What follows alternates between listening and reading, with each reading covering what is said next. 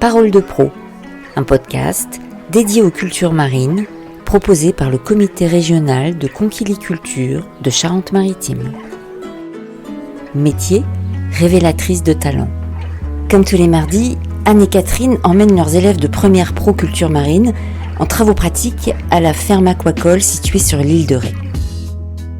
Pour les 3 derniers TP, en fait, notre principe, c'est comme chaque année, c'est de petit à petit de vider ce qu'il y a dans la ferme, dans les bassins en intensif, avec des pompes et tout ça, pour tout transférer dans le marais ou vendre ce qu'on ne peut pas mettre dans le marais. Donc que ce soit les poissons ou que ce soit les palourdes. Et puis faire des associations d'élevage, poissons, palourdes, poissons, huîtres, crevettes, huîtres, faire ce genre d'associations dans les marais, tester aussi l'efficacité de ces différentes associations. Tout ça, ça va être fait. Donc là, on va commencer aujourd'hui par... au niveau des poissons, moi je vais faire un bilan de la situation, parce qu'avant de vendre des poissons, il faut que je sache quel poids ils font, combien il y en a exactement. On va faire 2 groupes, un groupe le matin, un groupe l'après-midi. Donc ceux du matin vont faire une manip sur les poissons, et pendant que les autres préparent le dessin de palourde, on va vous expliquer ça en détail, pour le semis en clair. Et on tournera l'après-midi.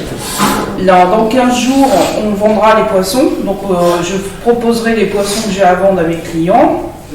On aura aussi des poissons à transférer dans nos propres marais. Donc, marais qu'il faudra aussi équiper contre la prédation pour les oiseaux. Et puis, on va recevoir des crevettes. On va également transférer en marais avec des poussons clairs, des huîtres qu'il faut également préparer pour la pousse en clair. Bref, tout ce que vous avez vu à la rentrée, que vous avez pu pêcher dans les clairs, voilà, c'est à vous maintenant en première de le reconstituer en fait, pour les premières de l'année prochaine. Voilà. Alors, et l'intérêt aussi là, quand vous allez faire des élevages associés là, c'est que l'année prochaine, vous allez être les premiers acteurs des pêches. Donc vous allez voir au niveau des survies ce qui a bien fonctionné et ce qui n'a pas bien fonctionné. Oui. Et ça, c'est intéressant pour vous et votre futur métier. Voir si ça marche bien de mettre des crevettes avec de la pousse en clair, si ça marche mieux de mettre des poissons avec de la pousse en clair au niveau des huîtres, au niveau des crevettes, au niveau des poissons. On va pouvoir voir tout ça. On fait un petit suivi, on a un tableau qui est un peu plus précis là depuis l'année dernière, et ça nous permet de voir comment ça fonctionne.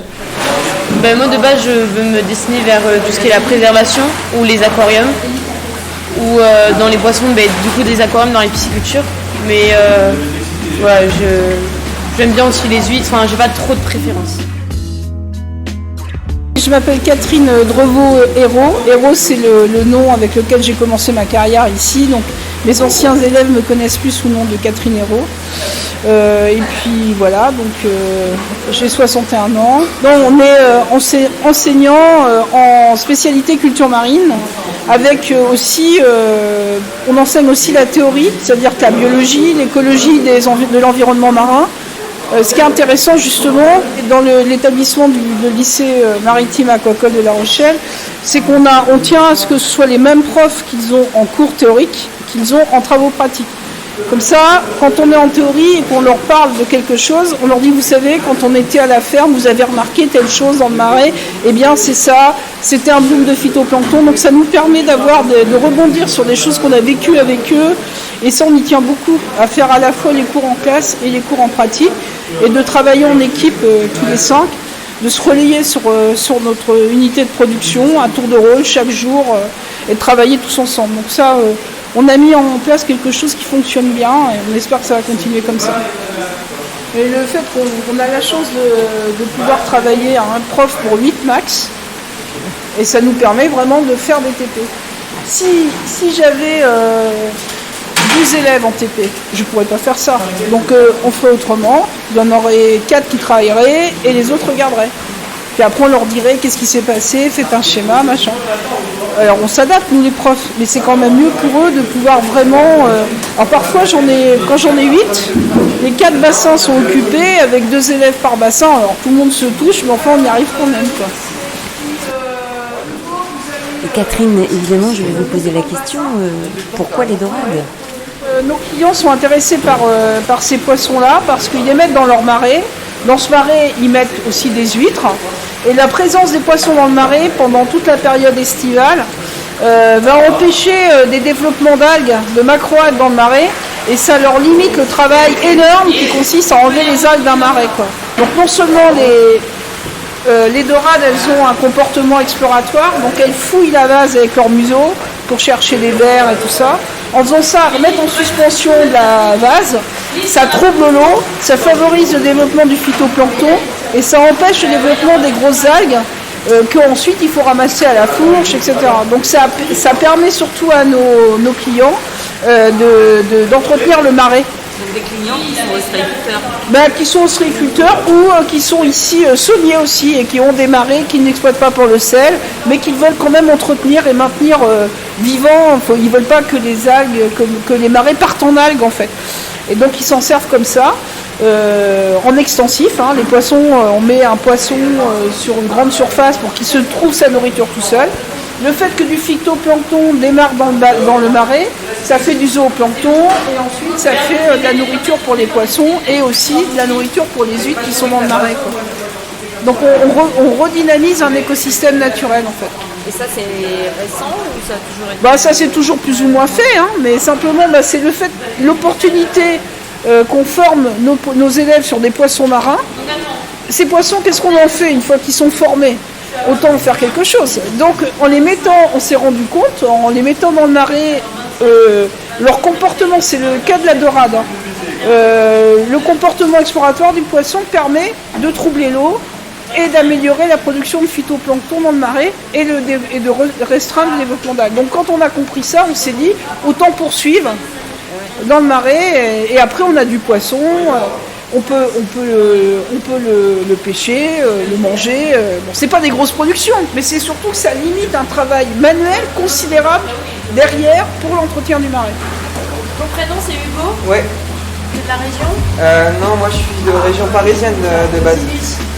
Je suis de région parisienne et du coup ça fait 2 ans maintenant que je suis au lycée maritime. Et avant j'étais en bac général. Mais ça me plaisait pas du tout, donc j'ai changé de filière pour venir faire de la culture marine. Parce que moi, de base, ce que je préfère, c'est travailler avec les poissons. J'aime beaucoup les poissons, la pêche, tout ce qui est la pêche. Moi, je pêche beaucoup, donc au final, c'était plus un débouché qui me plaisait de travailler avec les poissons. Voilà. Moi, j'ai commencé à faire des études de biologie appliquée aux industries alimentaires. J'ai fait un DUT. Et à l'occasion de ce DUT, j'ai découvert l'aquaculture par hasard, par un de mes camarades, qui était un ancien marin-pêcheur, et qui se reconvertissait, qui disait qu'il voulait faire de l'aquaculture. Alors je me suis dit, tiens, pourquoi pas. Du coup, j'ai fait mon stage à l'IFREMER. À l'époque, c'était l'ISTPM. Je me suis retrouvée à faire des analyses d'eau, mais surtout à faire des suivis d'élevage de palourdes dans la baie de l'Aiguillon avec les mytiliculteurs. Donc j'ai commencé comme ça, je faisais des échantillonnages, des suivis pour voir si ça valait le coup d'élever des palourdes en baie de l'Aiguillon. Ensuite j'ai été embauchée pour finir ce travail après mes études. J'ai pas tout de suite trouvé du travail en aquaculture, donc j'ai fait des études d'informatique. Et à la fin de mes études d'informatique, là j'ai trouvé du travail en aquaculture. Et je me suis retrouvée à la ferme marine du Douai en faire de l'élevage de poissons marins. Et puis il y a eu un hiver très froid en 85 et tous nos poissons qui étaient prêts à vendre sont morts. Et moi je suis partie à ce moment-là et je me suis retrouvée donc de nouveau sans emploi. Et entre-temps, on m'a dit au lycée maritime et aquacole de La Rochelle, on cherche quelqu'un pour enseigner aux adultes. Bon, alors j'ai postulé, j'ai été embauchée et j'ai commencé par enseigner aux adultes en formation. Et là, il s'agissait d'un stage d'écaillé poissonnier. Je faisais tout, l'enseignement, la gestion, tout. Ensuite, j'ai fait des stages de formation dits de 240 heures, où là, il fallait que des ostréiculteurs ou mytiliculteurs se forment pour avoir le droit de garder leur concession. Donc j'ai fait de l'enseignement pour adultes pendant 5 ans. J'ai passé le concours pour enseigner en formation initiale et là j'ai pu être titularisée. Donc ça va faire plus de 30 ans que je suis en formation initiale. Et puis j'ai participé à la rédaction du référentiel du bac pro culture marine. Et depuis, donc, je travaille sur cette formation-là. Et j'enseigne donc, ça fait donc 30 ans que je fais ça, que je forme des jeunes. C'est vrai qu'au départ, si j'ai fait le DUT de biologie appliquée à La Rochelle, c'était plus pour La Rochelle que pour biologie appliquée. Si j'aimais la biologie, bien sûr, mais je voulais d'abord travailler. Moi, j'étais de la région, mais j'habitais pas au bord de la mer. Mon rêve, c'était vraiment d'avoir un métier en lien avec la mer. Et là-dessus, j'ai été servie, parce que j'ai vraiment tapé sur tous les champs de la mer, parce que j'ai même navigué avant aussi, mais à titre personnel. Donc, je connais quand même bien le milieu. J'ai aujourd'hui en cours les enfants des anciens élèves. À chaque génération, on s'attache à eux, on essaie de les accompagner. Puis il y en a d'autres qui arrivent. Eux, ils ont toujours le même âge. Moi, je n'ai plus le même âge. Mais on essaie de les accompagner avec leurs projets, de s'adapter. On a la chance de travailler dans de bonnes conditions, avec des petits effectifs, et ça nous permet vraiment de faire un accompagnement optimal. Bonjour. Vous occupez de la ferme? Oui. En permanence. En permanence? Ouais.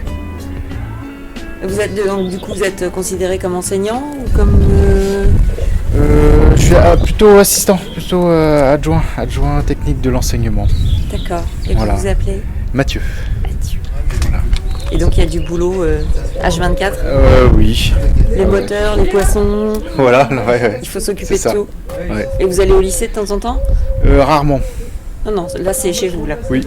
Ouais, moi je suis ici en permanence. Okay. Ah, ouais. Ouais, il y a tout l'entretien, la maintenance, l'achat du matériel. Et vous êtes là depuis longtemps? Oui. C'est la 20e année. Ah oui, d'accord. Même 21 même, ça fait 20. Et vous aviez un pied dans le métier? Pas du tout. Pas du tout. Pas du tout. En fait, ce qu'il fallait ici comme personne, c'est une personne plus technique, qui s'occupe plus justement d'entretenir le matériel. C'est ce qui coûte le plus cher en fait, l'entretien des élevages. Après, l'entretien des élevages proprement dit, c'est des routines. Voilà. Moi, j'ai appris au fur et à mesure. En fait, j'ai une formation très technique, assez pointue. Donc, je m'adapte à quasiment toutes les techniques de production. Quoi.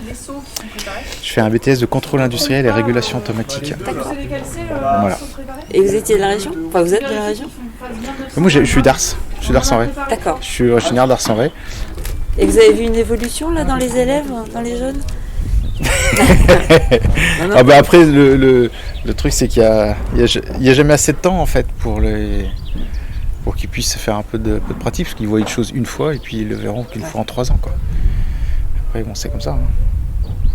Après, il faut qu'eux se rendent compte de la chance qu'ils ont de pouvoir d'avoir cette pratique, et après l'adapter, pas forcément à ce type d'élevage, mais peut-être à d'autres élevages. En fait, le milieu il est pas forcément fait pour une monoculture, quoi. Donc la culture marine, c'est aussi la découverte de tout ce qui est possible. Il y a quelques ostréiculteurs qui sont les anciens, c'est des reconvertis en fait, qui n'ont pas forcément fait des formations dans le domaine.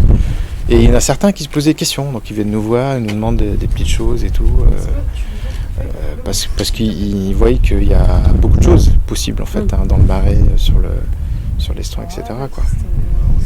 Les techniques évoluent en permanence. Et la diversification, c'est un gage de qualité, parce qu'au lieu de faire de la grosse quantité, on fait une petite production, une meilleure qualité et une diversification. Vous venez par là, Corentin, et il faut les rappeler parce qu'en fait, ils papillonnent. Ouais. Tout le temps. Ça papillonne tout? Ah, tout le temps. Il faut tout le temps leur donner un truc à faire et tout le temps les rappeler.